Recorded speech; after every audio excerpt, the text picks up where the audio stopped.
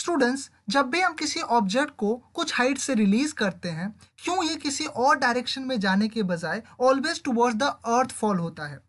क्यों हमारा अर्थ सन के अराउंड मूव करता है? ये किसी स्ट्रेट लाइन में मूव क्यों नहीं करता? And in the same way, why the moon moves around the earth? There must be some force between these two objects, and this force is called gravitation.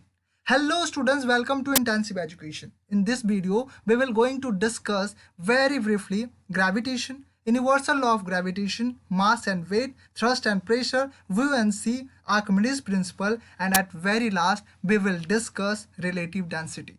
So let's begin with gravitation.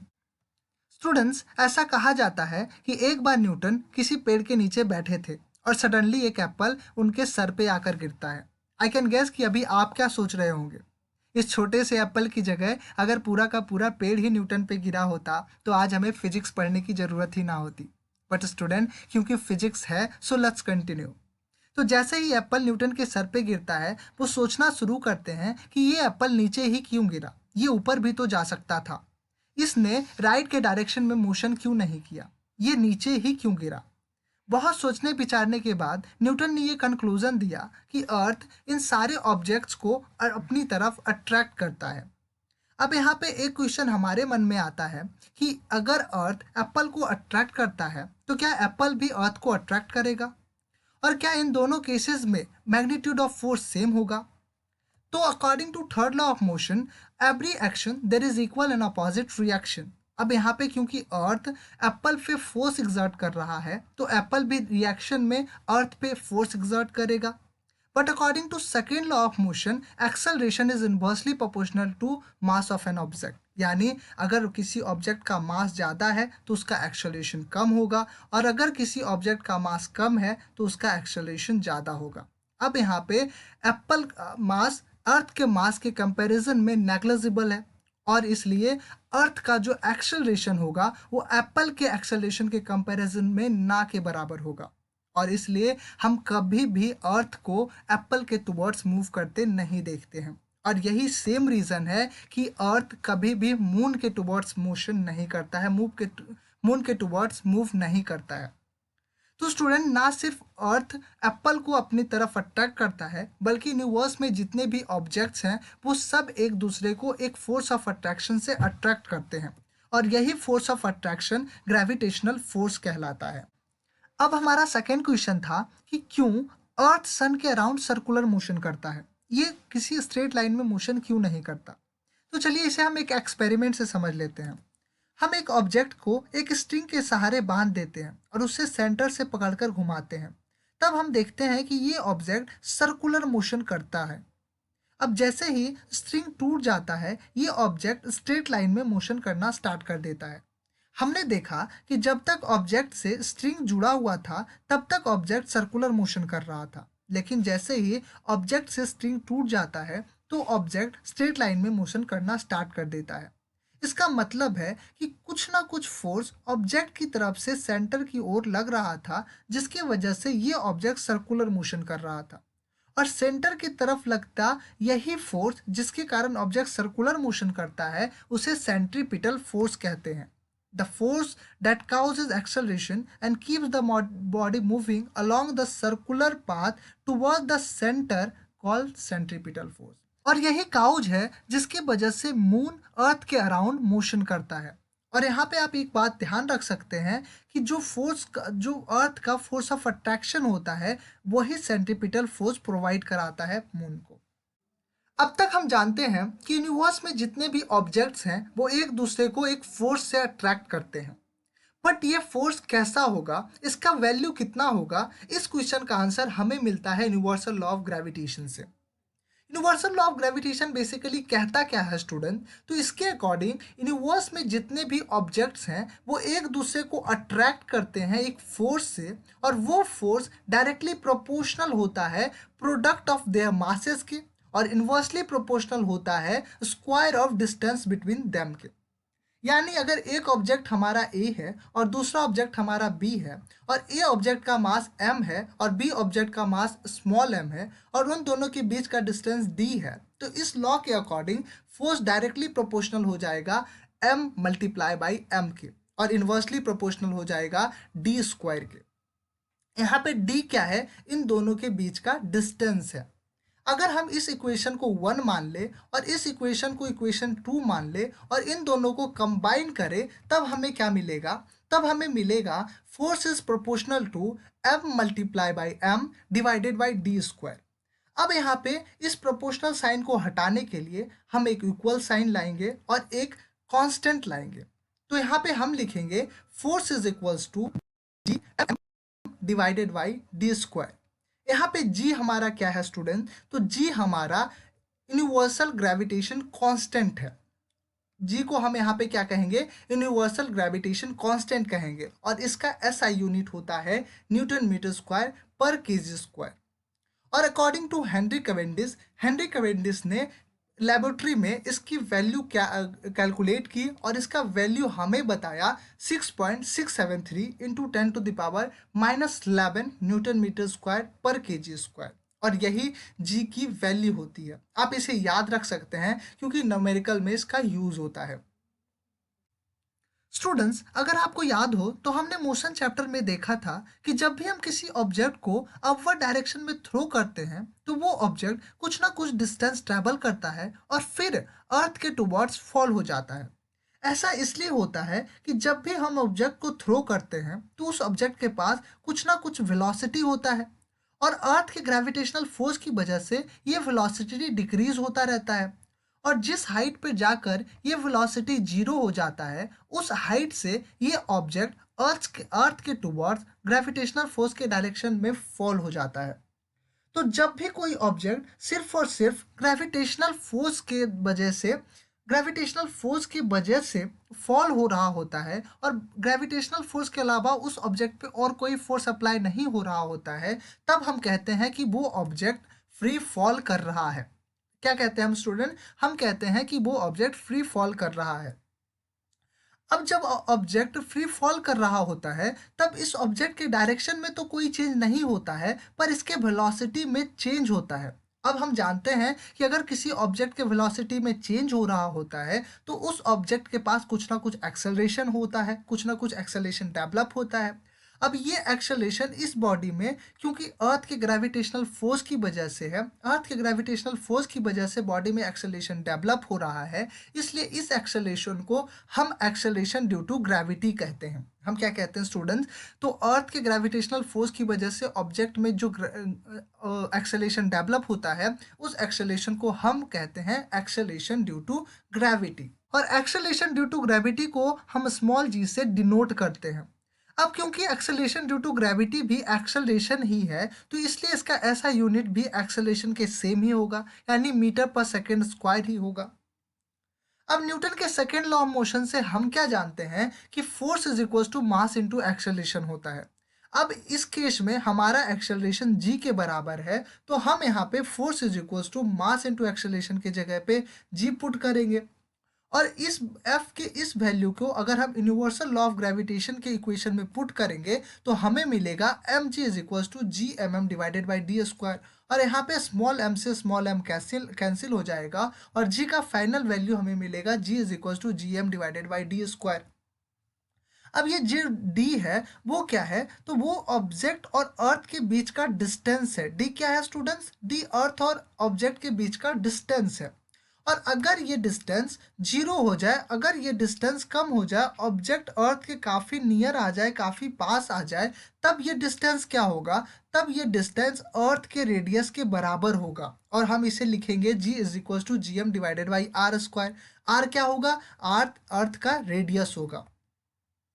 अब क्योंकि हम देखते हैं कि पोल से equator की तरफ आने पर रेडियस, अर्थ का जो रेडियस होता है वो इंक्रीज होता है, पोल पे रेडियस कम होता है और इक्वेटर पे आते आते इसका रेडियस बढ़ते जाता है। तो यहाँ से हम देखते हैं कि जो एक्सेलरेशन होता है, एक्सेलरेशन ड्यू टू ग्रेविटी है, वो रेडियस के इन्वर्सली प्रोपोर्शनल है। यानी पोल्स के इक्वेटर से ज़्यादा पोल्स की तरफ जाने से ये एक्सेलरेशन का क्या होगा, वैल्यू बढ़ेगा, इंक्रीज होगा। इक्वेटर से पोल की तरफ जाने पे जी का वैल्यू क्या होगा, इंक्रीज होगा। पर हम जी का वैल्यू लगभग कांस्टेंट ही रखते हैं अर्थ पर, और इसका वैल्यू 9.8 मीटर पर सेकेंड स्क्वायर के बराबर होता है, और इसी वैल्यू को हम न्यूमेरिकल्स बनाने में यूज करते हैं। तो students, acceleration due to gravity समझने के बाद अब हमारे मन में एक क्वेश्चन ये भी होता है कि ग्रेविटेशनल फोर्स के अंडर में किसी ऑब्जेक्ट का मोशन कैसा होगा? क्या ये ऑब्जेक्ट के शेप और साइज पे डिपेंड करेगा? तो स्टूडेंट्स, गैलीलियो कहते हैं कि कोई भी ऑब्जेक्ट, चाहे वो हॉलो हो या सॉलिड हो, बिग हो या स्मॉल हो, वो सारे ऑब्जेक्ट्स किसी भी हाइट से रिलीज करने पे सेम रेट से फॉल होंगे। क्योंकि स्टूडेंट्स, हमने देखा था कि acceleration due to gravity is equal to G M divided by R square होता है, और यहाँ पे ये एम अर्थ के मास को डिनोट करता है, और acceleration due to gravity object के मास पे डिपेंड नहीं करता है। और क्योंकि acceleration due to gravity object के मास पे डिपेंड नहीं करता है, इसलिए एक्सेलरेशन ड्यू टू ग्रेविटी हर मास के लिए, ऑब्जेक्ट के हर मास के लिए क्या होगा, सेम होगा। और इसी बात को प्रूव करने के लिए सर गैलीलियो ने पीसा के टावर से दो ऑब्जेक्ट को रिलीज किया। एक का साइज बड़ा था और दूसरे का साइज छोटा था। और स्टूडेंट, जब उन्होंने इन दोनों ऑब्जेक्ट को एक साथ टार से रिलीज किया, तब उन्होंने देखा कि ये दोनों ऑब्जेक्ट सेम रेट से फॉल हो रहे हैं, और हेंस ये प्रूव हो गया कि कोई किसी भी ऑब्जेक्ट का एक्सेलरेशन उसके मास पे डिपेंड नहीं करेगा, एक्सेलरेशन ड्यू टू ग्रेविटी उसके मास पे डिपेंड नहीं करेगा। अब स्टूडेंट्स, मोस्ट ग्रेविटेशनल फोर्स के अंडर में जितने भी मोशन है, मोशन अंडर ग्रेविटी के मोशन रिलेटेड कुछ जितने भी प्रॉब्लम्स हैं, उसे सॉल्व करने के लिए हम इक्वेशन ऑफ मोशन का इस्तेमाल कर सकते हैं। अब यहाँ पे फ़र्क सिर्फ इतना होगा कि वहाँ पे हम एक्सेलेशन इस्तेमाल करते थे, लेकिन यहाँ पे क्या हो जाएगा, एक्सेलेशन ड्यू टू ग्रेविटी हो जाएगा। ए रिप्लेस हो जाएगा स्टूडेंट्स जी से। हमारा फर्स्ट इक्वेशन ऑफ मोशन क्या होता था, v is equals to U plus A T. यहाँ पे ए टी ना होकर क्या होगा, जी टी होगा। उसी तरह से हमारा सेकेंड इक्वेशन ऑफ मोशन होता था S is equals to U T plus half A T square, यहाँ पे होगा जी टी स्क्वायर। और उसी सेम तरीके से V square is equals to U square plus two A S ना होकर टू जी एस हम लिखेंगे स्टूडेंट्स, और इन्हीं इक्वेशंस का इस्तेमाल करके हम मोशन अंडर ग्रेविटी के प्रॉब्लम्स को सॉल्व करेंगे। अब ये एक्सेलरेशन जब भी मोशन के डायरेक्शन में होगा तब ये पॉजिटिव लिया जाएगा, और जब भी मोशन के डायरेक्शन में नहीं होगा, मोशन के अपोजिट डायरेक्शन में होगा, तब क्या कर होगा, ये नेगेटिव होगा। अब इसका ध्यान रख सकते हैं। अब हम देख लेते हैं इस चैप्टर का एक important topic, mass and weight को। मास और वेट को लगभग हम सेम समझते हैं, बट ऐसा नहीं है। मास और वेट दोनों अलग अलग चीज़ें हैं। किसी ऑब्जेक्ट का इनर्शिया ही उस ऑब्जेक्ट का मास कहलाता है। ये हमने पहले भी देखा था कि किसी ऑब्जेक्ट का इनर्शिया ही उस ऑब्जेक्ट का क्या कहलाता है, मास कहलाता है। और जितना ज़्यादा इनर्शिया होगा उस ऑब्जेक्ट का उतना ज़्यादा मास होगा। और मास क्या होता है, हर जगह, हर प्लेस पे, हर प्लेनेट पे क्या होता है, कांस्टेंट होता है। ये प्लेस टू प्लेस वेरी नहीं करता है, हमेशा क्या होता है, कांस्टेंट होता है। अब हम देख लेते हैं कि वेट क्या होता है। तो वेट की अर्थ की वजह से जो फोर्स ऑफ अट्रैक्शन एग्जर्ट होता है, फोर्स ऑफ अट्रैक्शन अप्लाई होता है किसी ऑब्जेक्ट पे, वही क्या कहलाता है, वेट कहलाता है। यानी अगर हम सिंपल वर्ड्स में कहें तो किसी ऑब्जेक्ट पे अर्थ की वजह से कितना फोर्स ऑफ अट्रैक्शन एग्जर्ट हो रहा है, उस फोर्स ऑफ अट्रैक्शन का वैल्यू ही उस ऑब्जेक्ट का क्या कहलाएगा, वेट कहलाएगा।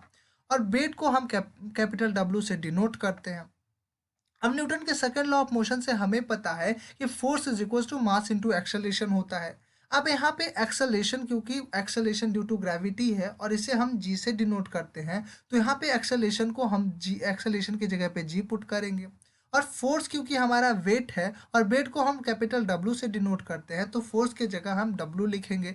तो हमें वेट का एक स्पेसिफिक फॉर्मूला मिल जाता है, W is equal to M G. अब यहाँ पे हम वेट को मैथमेटिकली भी डिफाइन कर सकते हैं, that is mass into acceleration due to gravity is known as weight. अब क्योंकि वेट भी एक तरह का फोर्स ही है, इसलिए इसका ऐसा यूनिट भी क्या हो जाएगा, न्यूटन हो जाएगा, और इसे हम कैपिटल एन से डिनोट करेंगे। और हमने देखा था कि मास हर जगह, हर प्लेस पे, हर प्लेनेट पे कांस्टेंट होता है, बट वेट क्या होता है, वेट डिपेंड करता है हर लोकेशन पे, क्योंकि वेट क्या होता है, डायरेक्टली प्रोपोर्शनल होता है किसके, एक्सेलेरेशन ड्यू टू ग्रेविटी के। और एक्सेलेरेशन ड्यू टू ग्रेविटी यानी जी, प्लेस टू प्लेस, और place to place, location to location क्या करता है, वेरी करता है। इसलिए वेट भी क्या होगा, location to location, place to place vary करेगा। स्टूडेंट्स, अब तक आप ये जानते हैं कि किसी भी ऑब्जेक्ट का वेट उसके एक्सेलरेशन ड्यू टू ग्रेविटी पे डिपेंड करता है, यानी जी पे डिपेंड करता है। अब ये जी क्योंकि place to place, planet to planet vary करता है, तो इसलिए ऑब्जेक्ट का वेट भी place to place, planet to planet vary करेगा। तो चलिए इस स्लाइड में हम समझ लेते हैं कि किसी भी ऑब्जेक्ट का वेट मून पे कितना होगा। तो स्टूडेंट्स, हम क्या जानते हैं कि अर्थ पे किसी ऑब्जेक्ट का वेट क्या होता है? तो वो फोर्स होता है जो अर्थ एग्जर्ट करता है किसी ऑब्जेक्ट को अट्रैक्ट करने के लिए। वही फोर्स क्या होता है? उस ऑब्जेक्ट का वेट होता है। और इसी सेम तरीके से मून पे किसी ऑब्जेक्ट का वेट क्या होगा? वो फोर्स होगा जो मून एग्जर्ट करेगा किसी ऑब्जेक्ट को अट्रैक्ट करने के लिए। अब क्योंकि मून का जो मास है वो अर्थ के मास से काफ़ी कम है, और इसी सेम रीज़न से मून क्या होगा, कम फोर्स एक्सर्ट करेगा किसी ऑब्जेक्ट को अट्रैक्ट करने में in the comparison to earth. अब अगर हम मान लें कि किसी ऑब्जेक्ट का मास m है, उसका वेट मून पे Wm है, और मून का मास mm है, और रेडियस मून का क्या है, rm है। और अगर हम इस पे universal law of gravitational law लगाए, universal law of gravitation apply करें, तो यूनिवर्सल लॉ ऑफ ग्रेविटेशन से हम क्या जानते हैं कि force is equals to mass of earth multiply by mass of object divided by distance between them होता है। तो यहाँ पे क्या हो जाएगा, क्योंकि फोर्स हमारा क्या है, यहाँ पे वेट वेट है, वेट ऑन द मून है, तो यहाँ पे क्या होगा, weight on the moon is equals to क्या हो जाएगा, जी मल्टीप्लाइड में mass of the moon multiply में ऑब्जेक्ट का mass divided by R square. R क्यों है यहाँ पे, क्योंकि ऑब्जेक्ट जो है वो मून के सरफेस पे है, तो मून का रेडियस क्या हो जाएगा, यहाँ पे डिस्टेंस हो जाएगा ऑब्जेक्ट और मून के बीच का। अब यहाँ पे अगर हम जी को एज इट इज रहने दें और मून का मास पुट करें, आर का मास और आर का वैल्यू पुट करें, यहाँ पे रेडियस का वैल्यू पुट करें, तो हमें क्या मिलेगा, तो हमें मिलेगा weight on the moon is equals to G. और यहाँ पे हम मून का क्या करेंगे, मास पुट करेंगे, जो कि होता है 7.36 multiplied by 10 to the power 22 kg, और मास को, ऑब्जेक्ट के मास को एज इट इज रहने देंगे। और उसका रेडियस क्या होता है, मून का रेडियस क्या होता है, 1.74 multiplied by 10 to the power 6 का। यहाँ पे क्योंकि होल स्क्वायर है तो इसको होल स्क्वायर कर देते हैं। अब इन दोनों को सॉल्व करने पर, इस इक्वेशन को सॉल्व करने पे हमें क्या मिलेगा, तो हमें मिलेगा 2.431 multiplied by 10 to the power 10 G multiplied by M. और अगर हम इस इक्वेशन को 1 मान लें, और अगर हम अर्थ पे किसी ऑब्जेक्ट का वेट कैलकुलेट करें, तो हम क्या, फिर से यूनिवर्सल ऑफ ग्रेविटेशन से हम क्या जानते हैं, तो यहाँ पे वही हो जाएगा, weight on the earth is equals to G mass of the earth into object, object का mass divided by R square. R क्या होगा, अब अर्थ का रेडियस होगा। तो यहाँ पे अगर हम वैल्यू पुट करेंगे, जी को एज इट इज छोड़ देंगे, और ऑब्जेक्ट के मास को भी एज इट इज छोड़ देंगे, और मास ऑफ द अर्थ यहाँ पे क्या होगा, 5.98 into 10 to the power 24 kg। और ऑब्जेक्ट के मास को एज इट इज रहने देते हैं, और अर्थ के रेडियस को, जो कि होता है 6.37 इंटू 10 to the power 6 का होल स्क्वायर हो जाएगा, क्योंकि यहाँ पे आर स्क्वायर है। अब इस इक्वेशन को सॉल्व करने पे हमें जो वैल्यू मिलेगा वो है 1.474 multiplied by 10 to the power 11 G as it is, और mass of the object as it is. अब इसको अगर हम इक्वेशन 2 मान ले और दोनों को डिवाइड करें, यानी W M divided by W E करें, तो हमें क्या मिलेगा, तो हम इन दोनों को वैल्यू को पुट करेंगे, तो यहाँ पे जी और एम क्या हो जाएगा, कैंसिल हो जाएगा, क्योंकि मास ऑफ द ऑब्जेक्ट और जो जी है, यूनिवर्सल ग्रेविटेशनल कांस्टेंट जो है वो क्या होता है, सेम है, तो दोनों को हम कैंसिल कर देते हैं। तो अब जो हमें वैल्यू मिलेगा वो क्या होगा, 1/6 के बराबर मिलेगा, अप्रॉक्स 1/6 के बराबर मिलेगा। तो यहाँ पे हमें क्या पता चलता है, तो यहाँ पे हमें पता चलता है कि किसी भी ऑब्जेक्ट का जो वेट होगा, मून पे जो वेट होगा, वो बराबर होगा 1/6 of weight of on the अर्थ। यानी अर्थ पे जो वेट है 1/6 के बराबर होगा जो मून का वेट है। यानी अगर हमारा वेट अर्थ पे 10 न्यूटन है, अगर हमारा वेट अर्थ पे 10 न्यूटन है, तो मून पे हमारा वेट कितना होगा, 10 डिवाइडेड बाई 6। स्टूडेंट्स, क्या आपने कभी ये ऑब्जर्व किया है, क्या आपने कभी ये सोचा है कि जिस डेजर्ट में इस लूज सैंड के कारण आम लोगों का चलना भी मुश्किल होता है, वहाँ ये कैमल इतनी इजीली रन कैसे कर पाते हैं? क्या आपने कभी ये सोचा है कि इस कंटिन्यूअस चैन के सहारे हजारों टन का वेट लेके आर्मी टैंक मूव कैसे कर पाता है? क्या आपने कभी ये सोचा है कि ट्रक और मोटर बसेस के टायर्स इतने वाइड क्यों होते हैं? और क्या आपने ये सोचा है कि कटिंग टूल्स के ईजेस इतने शार्प क्यों होते हैं, उसके किनारे धारदार क्यों होते हैं? चलिए अगले कुछ स्लाइड्स में हम इन्हीं कुछ क्वेश्चंस का आंसर ढूंढने का प्रयास करते हैं। स्टूडेंट्स, अगर आपको किसी बुलेटिन बोर्ड पे एक पोस्टर लगाने को कहा जाए तो इस पोस्टर को लगाने के लिए आप उस पे पिन लगाना चाहेंगे, और उस पिन को लगाने के लिए आप अपने थंब के सहारे उस पिन पे एक फोर्स अप्लाई करेंगे उस पिन के हेड पे, और वो फोर्स एक्ट कहाँ करेगा? उस पिन के उस छोटे से टिप पे एक्ट करेगा, और ये परपेंडिकुलर होगा। ये परपेंडिकुलर होगा किसके? इस बोर्ड के। इस बोर्ड के क्या होगा? ये परपेंडिकुलर होगा, इस सरफेस के परपेंडिकुलर होगा। तो जब भी किसी ऑब्जेक्ट के सरफेस के परपेंडिकुलर कोई फोर्स एक्ट करता है तो उस फोर्स को हम क्या कहते हैं? थ्रस्ट कहते हैं। The force acting on an object perpendicular to the surface is called thrust. अब इस ऑब्जर्वेशन को आप ध्यान से देखिए। इस ऑब्जर्वेशन में एक आदमी गहरे दलदल में धंस रहे हैं, और इनके धंसने का कारण क्या है? रीजन क्या है इनके धंसने का? तो इनका खुद का वेट इनके नीचे धंसने का कारण है, क्योंकि इनके खुद के वेट के कारण ये नीचे की तरफ अट्रैक्ट हो रहे हैं। और ये फोर्स कहाँ अप्लाई हो रहा है? इनके फीट के एरिया के बराबर अप्लाई हो रहा है। जितना इनका फीट का एरिया नीचे है उसी फीट के एरिया में ये फोर्स अप्लाई हो रहा है। पर जैसे ही ये नीचे लाई कर जाते हैं, नीचे लेट जाते हैं, ये सेम मैग्नीट्यूड का फोर्स इनके पूरे बॉडी में डिस्ट्रीब्यूट हो जाता है। अब यहाँ पे आप ध्यान दीजिए कि पहले ये फोर्स सिर्फ इनके फिट के एरिया के बराबर एक्ट हो रहा था, बट अब ये सेम मैग्नीट्यूड का थ्रस्ट अब इनके पूरे बॉडी पे अप्लाई हो रहा है, पूरे बॉडी पे डिस्ट्रीब्यूट हो गया है। तो ऑफ कोर्स इस समय जब उनके सिर्फ फीट पे ये फोर्स अप्लाई हो रहा था तो थ्रस्ट का इफेक्ट ज़्यादा था। बट जैसे ही ये फोर्स पूरे बॉडी पे डिस्ट्रीब्यूट हो जाता है तो थ्रस्ट का जो इफेक्ट होता है वो कम हो जाता है। यहाँ से हमें पता चलता है कि थ्रस्ट एरिया पे डिपेंड करता है, क्योंकि कम कम एरिया होने पे थ्रस्ट का इफेक्ट ज़्यादा है और ज़्यादा एरिया होने पे थ्रस्ट का इफेक्ट कम हो जा रहा है। तो इसका कहीं ना कहीं मतलब है कि थ्रस्ट क्या होता है? एरिया पे डिपेंड करता है। और थ्रस्ट पर यूनिट एरिया को हम क्या कहते हैं? प्रेशर कहते हैं। क्या कहते हैं? प्रेशर कहते हैं। और इसे हम pressure is equal to thrust upon area भी लिखते हैं। अब प्रेशर का ऐसा unit newton per metre square होता है, क्योंकि थ्रस्ट क्या है? फोर्स है, और फोर्स का ऐसा यूनिट क्या होता है? न्यूटन होता है, और एरिया का मीटर स्क्वायर, इसलिए ये क्या हो जाएगा? Newton per metre square. पर in the honour of scientist Blaise Pascal के ऑनर में हम प्रेशर का ऐसा यूनिट पास्कल भी लिखते हैं, और इसे हम पीए से डिनोट करते हैं। अब यहाँ पे हम क्या देखते हैं कि ये प्रेशर इनवर्सली प्रोपोर्शनल है किसके? एरिया के। यानी अगर हम एरिया को बढ़ाएंगे तो प्रेशर क्या होगा? घट जाएगा, और अगर हम एरिया को घटाएंगे तो प्रेशर क्या होगा? बढ़ जाएगा। यानी जितना ज़्यादा एरिया होगा उस पर उतना कम प्रेशर अप्लाई होगा, और जितना कम एरिया होगा उस पर उतना ज़्यादा प्रेशर अप्लाई होगा।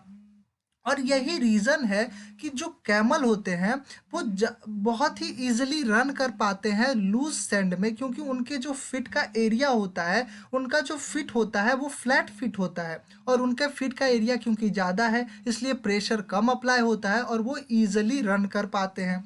और इन द सेम वे जो बस और ट्रक के टायर्स होते हैं वो ज़्यादा वाइड होते हैं, ताकि उन पे प्रेशर कम अप्लाई हो, उन पे कम प्रेशर लगाना पड़े, और ट्रक इजीली स्मूथली रन कर पाए। और ठीक इसी तरह इन चेन के आर्मी टैंक के चेन को वाइड रखा जाता है, ताकि वो इजीली इस वेट को इजीली क्या कर पाए? लेके चल पाए, रन कर पाए।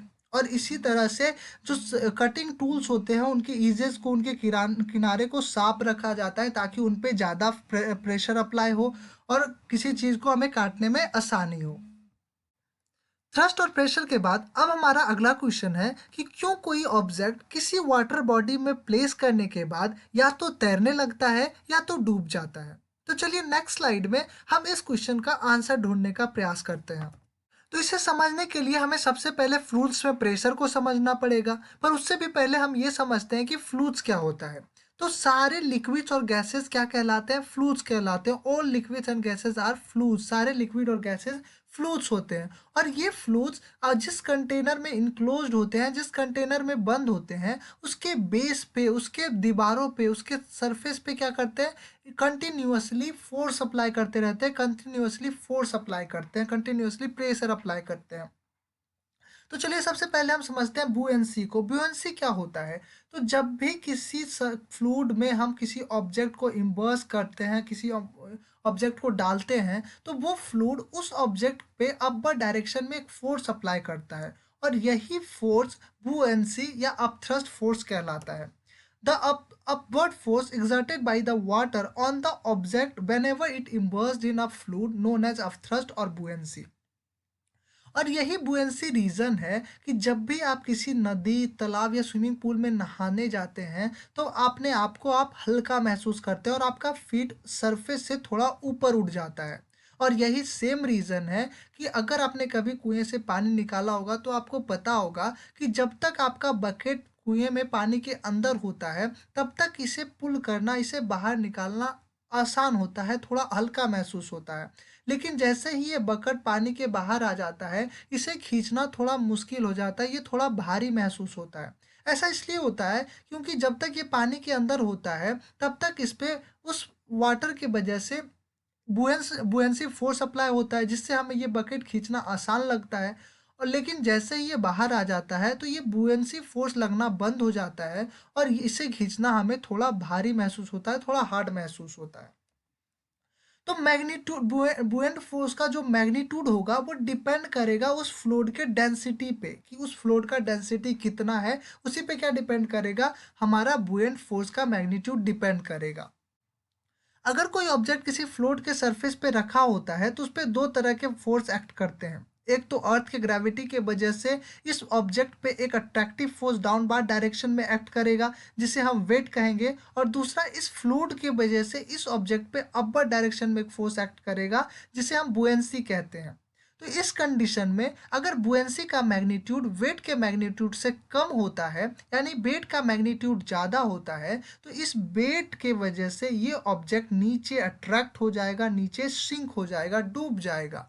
लेकिन अगर बुएंसी का मैग्नीट्यूड ज़्यादा होता है वेट के मैग्नीट्यूड से, तो इस बुएंसी के वजह से ये ऑब्जेक्ट फ्लोट करने लग जाता है, तैरने लग जाता है।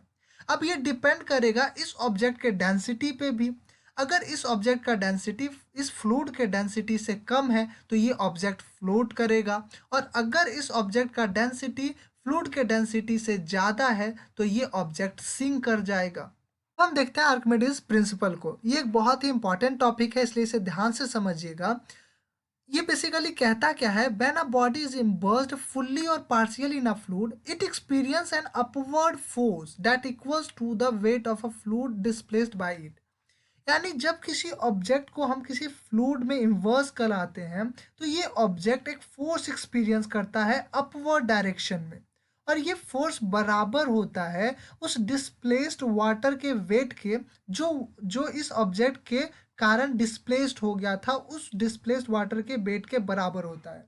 क्या होता है? तो इस ऑब्जेक्ट को, जब भी हम किसी ऑब्जेक्ट को किसी फ्लूइड में डालते हैं, तो वो उस ऑब्जेक्ट की वजह से कुछ ना कुछ वाटर तो डिस्प्लेस्ड होता ही है। तो आर्किमिडीज प्रिंसिपल यही कहता है कि जब भी किसी ऑब्जेक्ट को हम किसी फ्लूइड में इम्बर्स करते हैं, तो वो ऑब्जेक्ट एक फोर्स एक्सपीरियंस करता है अपर डायरेक्शन में, और वो फोर्स बराबर होता है उसी डिस्प्लेस्ड वाटर के वेट के बराबर होता है। अब आर्किमिडीज प्रिंसिपल का बहुत सारा यूज होता है, जैसे कि शिप के डिजाइन में, सबमरीन्स के डिजाइन में, इलेक्ट्रोमीटर्स बनाने में, हाइड्रोमीटर्स बनाने में, ये सारे बेस्ड होते हैं आर्किमिडीज प्रिंसिपल के। इलेक्ट्रोमीटर्स क्या होता है? तो इलेक्ट्रोमीटर दूध के प्योरिटी को, मिल्क के प्योरिटी को चेक करने के लिए यूज़ किया जाता है। वैसे ही हाइड्रोमीटर्स किसी लिक्विड के डेंसिटी को चेक करने के लिए यूज़ किया जाता है। अब हम समझने का प्रयास करते हैं इस चैप्टर के सबसे लास्ट टॉपिक को, डेट इज रिलेटिव डेंसिटी को। बट रिलेटिव डेंसिटी समझने से पहले हम समझते हैं कि डेंसिटी क्या होता है।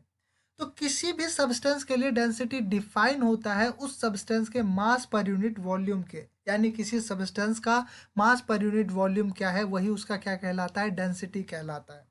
और डेंसिटी का ऐसा यूनिट किलोग्राम पर मीटर क्यूब होता है, केजी मीटर क्यू इनवर्स होता है। और डेंसिटी डिटरमाइन करता है किसी भी सब्सटेंस के प्योरिटी को, ये बताता है कि कोई सब्सटेंस कितना प्योर है।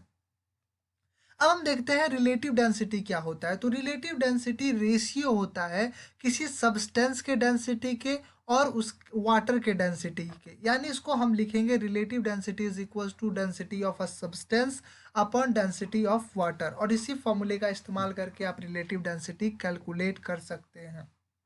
आई होप अब तक आपको इस चैप्टर के सारे कॉन्सेप्ट समझ में आए होंगे। अगर आपको ये वीडियो पसंद आया हो तो इसे लाइक करें, नीचे लाल बटन दबाकर मेरे चैनल को सब्सक्राइब करें ताकि जब भी मैं वीडियो अपलोड करूं आपको फर्दर नोटिफिकेशन मिल जाए। और इस वीडियो को ज़्यादा से ज़्यादा शेयर कीजिए अपने क्लासमेट्स में ताकि वो भी इस वीडियो का प्रॉफिट ले पाए। Thank you very much for watching.